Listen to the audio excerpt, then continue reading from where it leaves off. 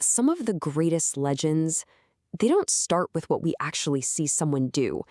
They start with the stories people tell about them. A whisper in a bar, a rumor spreading across the sea.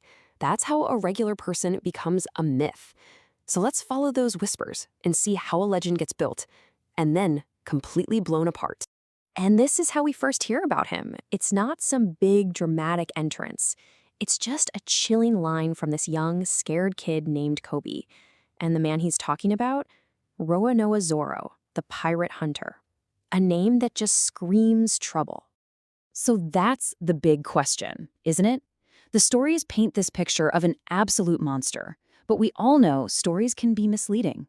Today, we're going to dig into the legend and find out who the man everyone is so afraid of really is. All right, so let's start with the legend itself. Before we meet the man, we gotta understand the monster that everyone thinks he is. So the story Koby tells us is that Zoro isn't just a swordsman. No, he's a bloodthirsty hound who just roams the seas hunting people down for money. I mean, the image you get is of this relentless, terrifying predator. And this scene, man, it just perfectly shows you the power of his reputation.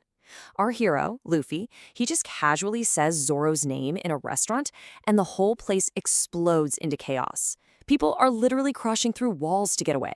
That's not just respect, that is pure, raw fear. His name alone is basically a weapon. Okay, so the legend is set. We've got this terrifying, demonic force of nature. But after all that buildup, all that hype, the reality is, something else entirely. Just look at the contrast here. On the left, you've got the legend Koby was talking about, this absolute beast. And on the right, the man himself. He's not out hunting anyone. He's tied to a cross in a navy yard, looking more like a martyr than a monster. So this is the thing that just doesn't add up. The most feared bounty hunter on the ocean has somehow been captured and is now a helpless prisoner. I mean, how does a demon end up tied to a post? The story isn't making sense. And the answer to that question, the very first crack in this whole monstrous reputation, it comes from the last place you'd expect. The simple courage of a little girl. And here it is. While every single adult is hiding in fear, this little girl, Rika, she just marches right up to the supposed demon and offers him some rice balls she made. It's such a simple, sweet moment that just completely flies in the face of all the scary rumors. But that moment of kindness is immediately crushed. This guy is Helmeppo, the spoiled son of the Navy captain running the base. He grabs the food, complains it's too sweet, can you believe it? And then just stomps it into the dirt. And right there, we meet the real villain of this story. And then, the first piece of the puzzle comes straight from Rika. She doesn't see a demon at all. She sees the guy who saved her. So here's the truth. Helmeppo let his nasty wolf loose in the town, and it was about to attack Rika. Zoro stepped in and protected her. The crime that got him tied to that post wasn't some evil act. It was him defending a kid from a corrupt bully. But wait, it gets even crazier. Zoro isn't just passively accepting this. He's actually enduring this whole ordeal because of a promise he thinks will set him free. So Zoro lays it all out for Luffy.